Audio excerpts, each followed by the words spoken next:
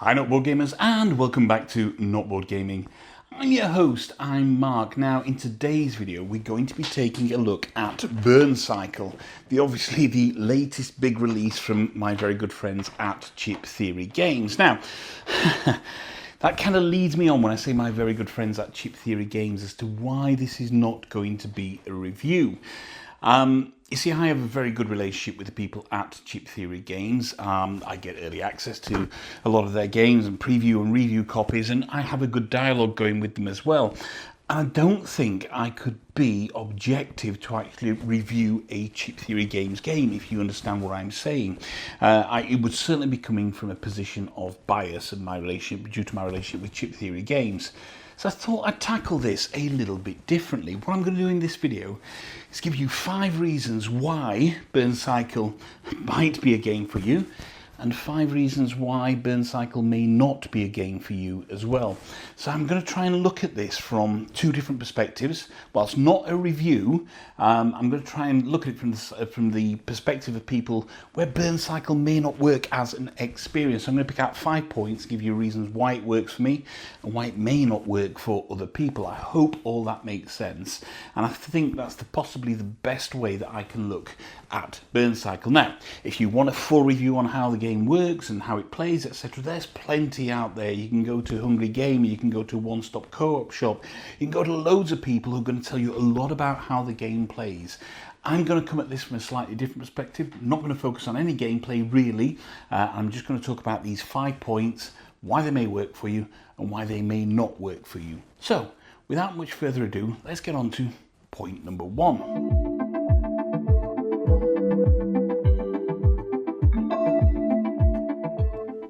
Okay, number 1 reason why it may be for you is the theme.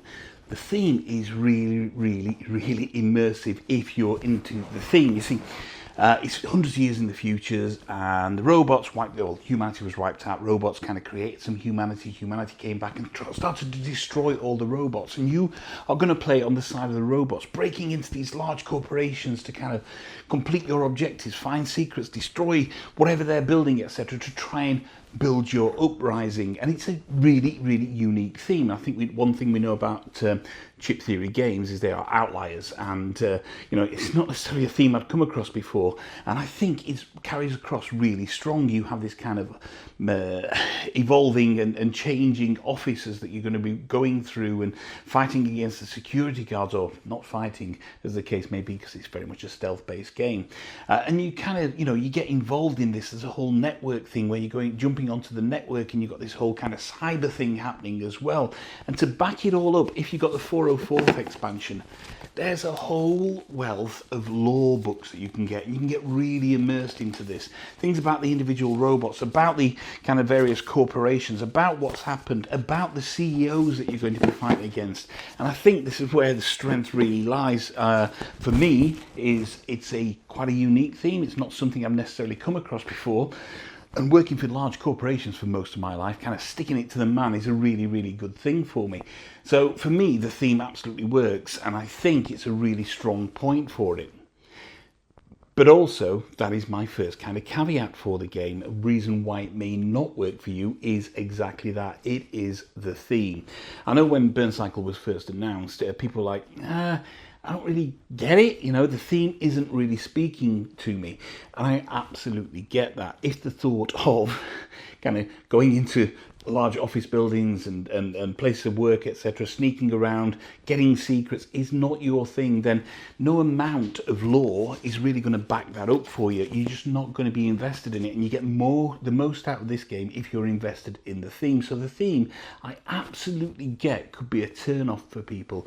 We're in a world where we kind of like our fantasy themes, and that happened in both Too Many Bones and in Cloud Spire. They're both kind of fantasy based. We can relate to those, but not everybody wants to play a game based in an office block, no matter whether it's robots fighting against kind of the man and sneaking around and going on the network, etc. Some people just don't have any kind of involvement in that theme, and I absolutely get that. So if the idea of battling against corporations is great for you and you want to be immersed in the lore and you can get these 404th, the box which gives you all of that, then absolutely fantastic. The theme works for me, it could work for you. However, if it didn't wet your whistle from the beginning and you really like to be immersed in a theme, it doesn't really matter what the mechanisms are, it's the theme of the game that's for you, and the theme doesn't speak for you, then this may well not be the game for you.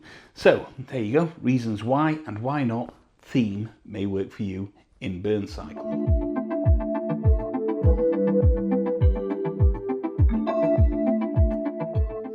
So for number 2, reason that this may appeal to you, the rules and the rule books. And we'll talk about the rule books in a second, but the rules, once you get them down, they become really, really intuitive. There's so many things that you can do on your turn here. So you got to root power, you create your dice pool, you do your actions, there's the network, you root power again, then you degrade the burn cycle, and then it's the corporation's turn. They will activate a security unit, they will activate their pings and advanced threat. Now, when you first play the game, of course, it all feels kind of overwhelming. It is an involved game, but the rules start to become really, really intuitive.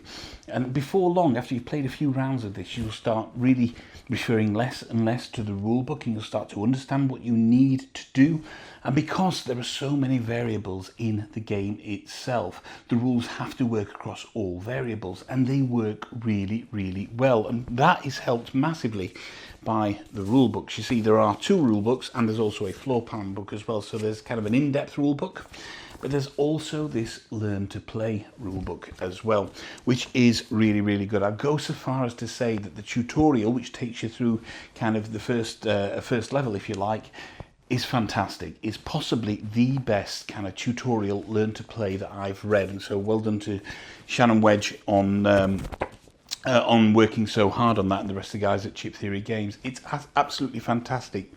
There's a separate in-depth rulebook because, of course, as I mentioned, there are so many variables, not only the characters that you play, but in the floor maps that you're on, the CEOs that you're fighting against, and the cards that come out, that you have to find a way for everything to kind of mesh and connect really, really good. And the rule books work so well in that respect. I think it's really, really well written, well laid out, really explained fantastically well. It's kind of an example of how rule books should be in the future. So I think the rules and the rule books are as complex as they need to be for a game like this, considering all the asymmetry that goes on, but they're not overtly complex. I think one of the key things against something like Cloudspire is because of the massive amounts of asymmetry that were going on. You know, you almost had to relearn the rules for each faction that you played. Not quite the same here. There's some crossover on the characters that you're going to play, and crossover on some of the corporations that you're playing against as well. So it starts to work really, really well. So that's a really good reason, you know, if you don't mind a bit of rules overhead, if you're going to, play it enough to really get familiar with the rules, you'll start to do that fairly quickly. Yes, you'll have a few questions and whatnot, but the forums are very active. But then what will happen is that you'll start to play it without having to refer to the rules, and that becomes a really nice and wonderfully engaging session.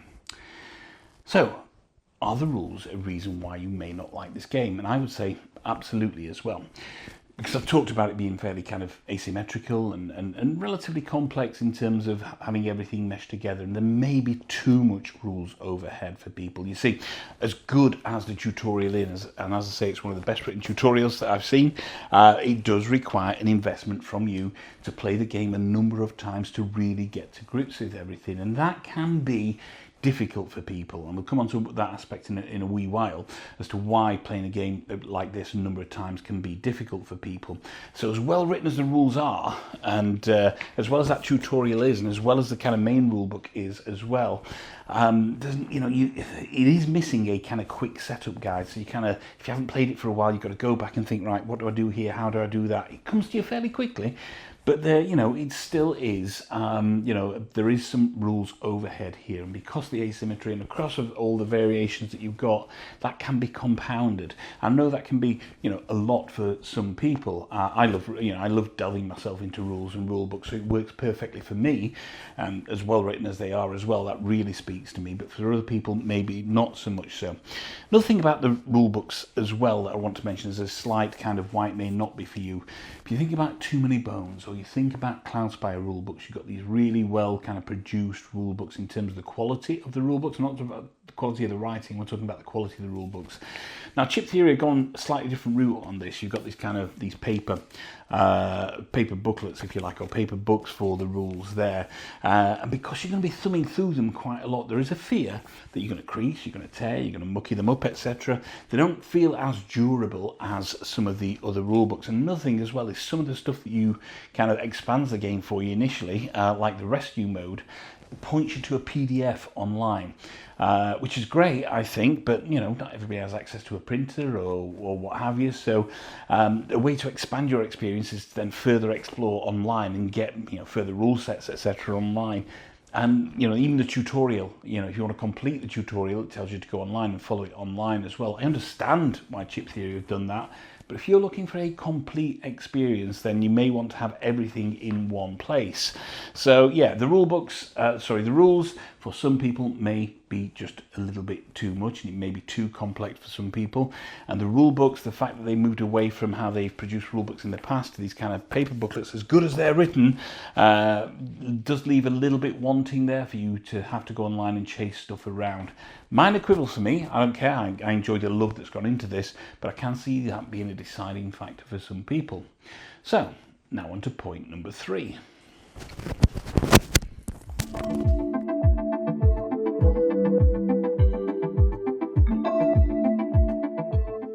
So, for point number 3, as a reason why you might love burncycle is the amount of variability. When I talked about the rules, I talked about the kind of, you know, how you can change things in terms of the bots, the corporations that you fight, the floor plans, etc. And that is so true. So if we just look at the bots, if you've got all the expansions for it, there are so many bots and each one works slightly differently. So you're going to get a different gameplay experience depending on how you play. As a solo gamer, you're going to have effectively 3 bots on the table. It's 2 and a command module. And you can pick and choose which ones you want to be that, and that's great because that allows you to mess with different configurations, find out which strengths work for you, which bot works for you the best. And that's really important when you start talking a game like this where you have set floor plans and set objectives. Having the amount of variability in terms of the characters that you play really adds a lot of replayability to it, because you know you want to try it with different variations on there. You've also got the various levels, so each corporation that there is, and I think there are 3 in the base game plus another one in one of the expansions. So you have Need Chain, you have Ocularity, you have Salida, and you have Biodefend, and each of those has a number of kind of missions that you can work on as well. And there's just loads of these. Some of them are shorter, some of them kind of 1 floor, some of them are full length game where you're going over 3 floors. And again, once you start mixing these missions with the bots here and the various corporations, then suddenly you've got this wealth of opportunity coming on top of you. And finally, we've got these captains as well. So you have the captains on each for each corporation, or for each mission that you're going to do, you're going to randomly choose a captain. That changes how things work on the board as well. It changes what security comes out, it changes what happens, it changes some of the kind of what happens in the later stages of the game. So there's a load of variability in here, and I think that's really important for a game like this, that the more you play it, the more you understand the rules, the more variability you can throw in there, and you're going to start trying out different combinations, and you're going to start increasing difficulties. And I think it's really good that happens, because it gives you just this almost infinite span. I know they're going to be releasing some more content soon, or announcing some more content soon as well, and that really works. I think when you're investing in a game like this, then you want that level of variability. So reason number 3 as to why you might not want, why burncycle may not be for you, is variability. You see, the game can take a long time to play depending on how many floors you're playing or what missions you're playing, and as I mentioned, you have all these missions that you can play, and you also have all the various bots that you can use and have various captains that you can use. Not everybody has a lot of time to devote in a particular game. You know, we all have other games that we want to play, and there may well just be too much variability here for people.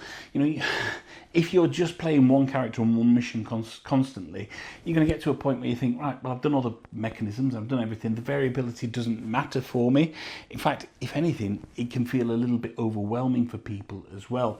And I'm not saying that less is more here. From my perspective, for me, I love all this variability because I know I've got gameplay here for years to come, and it works for me. But I can understand that this too much variability just stops people truly defining strategies, truly getting to learn a game, truly getting to know a game, as you want to chop and change from certain characters to another character, or a certain corporation to another corporation. And it can be off-putting for people. There's almost like a wealth of choice for them. So I think, there's a real possibility that if you don't like massive amounts of variability in your game, which change how your game plays every time, so you're not getting exactly the same experience, which is a great thing, or not a great thing, depending on your mindset, then the variability could be an issue for you, and maybe a reason why you may not want to buy Burncycle. Okay, on to point.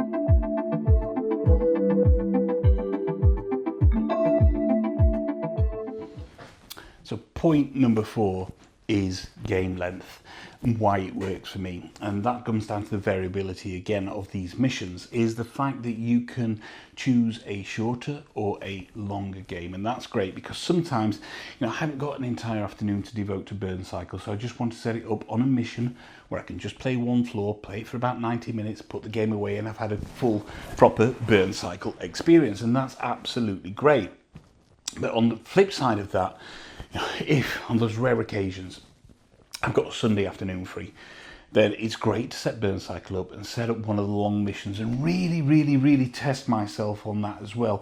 Really kind of drill down into making my decisions, kind of, understanding the strategic element, the kind of semi-programming element in there. Take my time over those turns and really stretch my game out over 3 floors.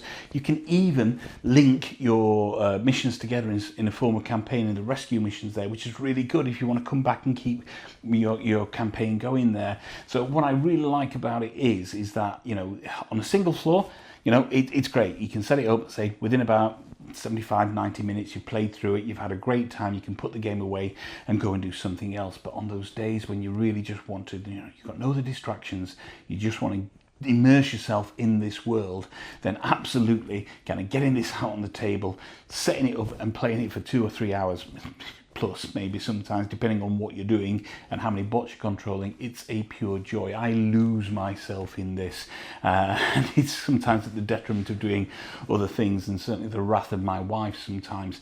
But I love that variability. You're not getting a 40-minute game here. What you're getting here is anywhere from, as I say, kind of 75 to 90 minutes upwards if you're going for the longer levels. And I like having that level of variability. I think that's really good in terms of timescales, and it's effective use of my time to do that. But why it might not work for you is, of course, just how long it takes to play. Look, game takes a while to set up, and you've got to understand that. And certainly if you've got everything like I have, and we'll come on to the components next. If you've got everything like I have, you're putting kind of brass mag miniatures out, you're mixing and matching stuff, you're thinking about what missions you want to play. So the setup can take a little bit of time. And once you've done that, so maybe you're going to spend 10-15 minutes doing the setup. Once you've done that, you've then got, even if you're doing a single floor, kind of 75-90 minutes time there just to play a single floor. Then you've got another kind of 5 to 10 minutes of putting it down. So it is a bit of a time sink if you're looking for a quick game. And certainly if you're not about playing games that run 2 to 3 hours plus, then you're going to miss out on, should I say, a large portion of this game where you're doing multiple floors, so 2 or 3 floors. You're probably not going to explore the most that's in this game, and I think that's the key thing. It depends on kind of your appetite for longer games. I'm not going to say attention span, that's completely different, but it's your appetite for longer games. If the idea of sitting at a table, no matter how great a game looks, and playing the same game for kind of 2 or 3 hours, or having to leave it set up over a number of games isn't for you, then the game length could be a reason why Burncycle isn't for you. Even on a single floor, as much as it works for me and my timescales in kind of doing a single floor, that's not going to be for everybody, and not everybody is going to have the time to devote to this. And because of the long gameplay, you're going to restrict the amount of time that you get to try out various bots and various configurations, etc. So that variability then kicks in there as well as a reason. So therefore, the gameplay, the length of gameplay, it's not a short game to play. If you haven't got the time to devote to it, to maximize it and try and make the most out of it, then Burncycle may not be for you.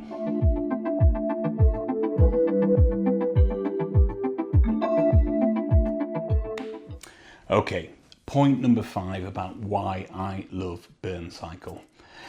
It's the production quality. It's a Chip Theory Games game, so you know it's absolutely off the charts from these kind of vinyl cards that you get and all the various kind of corporation boards, etc. The stitched high quality printed neoprene mats, the wonderful weighty chips that you've got, the dice that you use to kind of, to roll for various things to get your action points, etc. The look of everything on the board as it's spread out, and you can see from the photograph that, it takes up quite a bit of table real estate. And as you can also see from that photograph, I've got the play mat as well, which perfectly lays out exactly where everything needs to go for up to 4 people to play Burncycle. As a solo player, I say I'm using 2 bots and a command module. You've got some wonderful glass beads, and of course, if you kind of upgraded what you were looking for, you've got these wonderful kind of brass mag miniatures, and these are magnetic miniatures, brass, that go onto the chips. Look at that, and they really enhance the experience. So you can have it with just the chips being characters on the board, or you can have these brass magnetic miniatures, which really high quality, very heavy, magnet based, add so much depth into kind of the aesthetics of the game as well. Even things, if you upgraded, you've got this wonderful stitched Burncycle bag for drawing the Burncycle chips out of, and that's how kind of heart of the game there, the Burncycle. You've got this great network map over here. Everything about it is such high quality. It's a pleasure, and it's an attractor to the table. When I've laid it out on the table, visitors or my family are going like, that looks amazing. It's really drawing people into it, and I think it's absolutely great. Yeah, I've got everything for it so far. So I splurged on my Kickstarter and went all out with all of the expansions, including the 404 box that I showed you earlier as well. But everything about it is ultra high quality, and it completely speaks to the heart of what Chip Theory do and the game itself. It is a game that deserves your time, deserves your attention, but it will, cost you a certain amount to get the game to the table. So the production quality is utterly off the charts. I love everything about how this looks. I think so far, it's possibly my best looking Chip Theory Games game. Certainly now I've got these brass magnetic miniatures as well. I think it's my best looking Chip Theory Games game. So yeah, I absolutely love it. If you like a high quality produced, very fantastic stealthy type game, then Burncycle is definitely going to be for you. So point number 5 of why it may not be for you is, of course, the production quality. Now, Chip Theory gets some stick. You read on forums, and they parody this a little bit themselves. People say, "Oh, it's just overproduced," and it is, but wonderfully overproduced. And I think that is the fantastic thing about Chip Theory, is they don't really lose sight of what they want to do. They want to produce high quality looking games, but with that obviously becomes a price tag as well. So Burncycle is not a cheap game. You're not going to go and pick this up for 40 quid or $40 at Miniature Market or Zatu or whatever like that. You can order it directly from Chip Theory or their crowdfunding campaigns, and it's going to cost you some serious cash to get there. And to get the most out of it, if you're a completionist, you're going to want to go everything as well. So you're going to want to go the 404th expansion. You're going to want to go down the Biodefend additional corporation routes, and you're also going to want to go down these brass mag miniatures as well. Everything is not cheap, and therefore the production quality is also a factor in the cost of the game. And what they've got here is a game which has effectively priced itself out of other people's certain people's markets, and that's a decision that Chip Theory kind of, in terms of their production quality, they understand that, but the people that buy Chip Theory obviously understand that as well, or buy Chip Theory games understand that. So as great as the production quality is, it is a very expensive game to get the most out of, and to get the most out of it, you're probably going to want to buy everything. Now, if you just have the core game, still fantastic, great value, but it's going to be over 100 quid basically for you to get just the base game. And you know, most people have a bit of FOMO about them as well. So you know, could the game have been reduced? Of course, it could have been reduced. You could have had cardboard instead of neoprene. You know, you don't need these brass mag miniatures. You know, you could have had tokens instead of the chips themselves. You don't need the playmat. You know, you could have just gone with standard kind of paper cards rather than these vinyl cards. All of these things, you know, if could have been done, but that's not in Chip Theory's ethos. But you've got to know that going in. So if the idea of spending £100 plus on a base game and still not potentially having the whole experience, and certainly not having the lore and not having the brass magnetic miniatures, if the idea of that is off-putting for you, then the production quality, as good as the game is probably going to mean that Burncycle is not for you.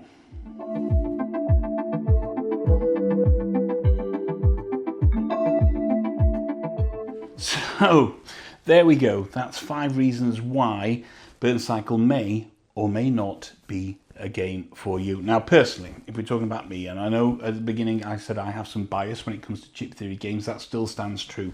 Doesn't mean I cannot recognise a fantastic game.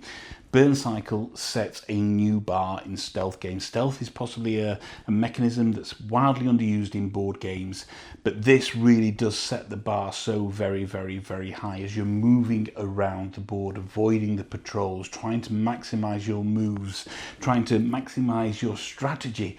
It's a game about making forward planning strategic decisions, and that is really, really important as well, is the fact that, you know, you're not just doing it on a turn-by-turn basis. You've got to think almost chess-like 2, 3, 4 moves ahead about what you want to do, understanding how the guards are going to move. It creates a wonderful, unique puzzle, and I think there's nothing else really kind of like this on the market.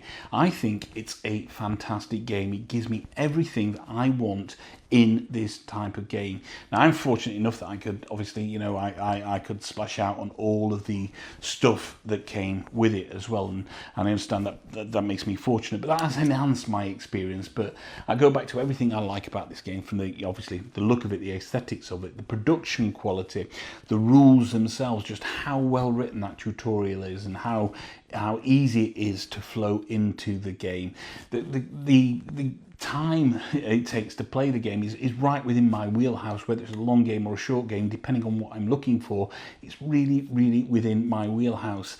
There isn't really much about Burncycle that I do not like. There's a couple of things that maybe, you know, the network board, and I really appreciate what they did from the prototype and the early versions of how that's integrated into the game. I'm still not too certain about the total importance of that. It does add value into the gameplay, but I can see why they've added it in terms of expanding the scope of the game itself. But for me, it's an absolutely fantastic game. As a solo gamer, it hits the nail on the head. Although you're controlling 2 bots and a command module, the overheads aren't there, and I think it's an absolutely fantastic example of how you can create something unique and different in the market and make it a benchmark that people have got to hit. It's not a low bar. This has set a high bar in terms of games to come. So yeah, there we go. Bit of final thoughts there. As I say, from a position of slight bias, and I understand, you know, you take my comments on my thoughts on the game as how you will. I love Burncycle. I think it's fantastic. It's now my second favourite Chip Theory games game. So it's overtaken Cloudspire for me, and I have everything Cloudspire. I don't know if you can see somewhere behind me, but I have everything Cloudspire, as well as all the expansions, etc. And I love Cloudspire.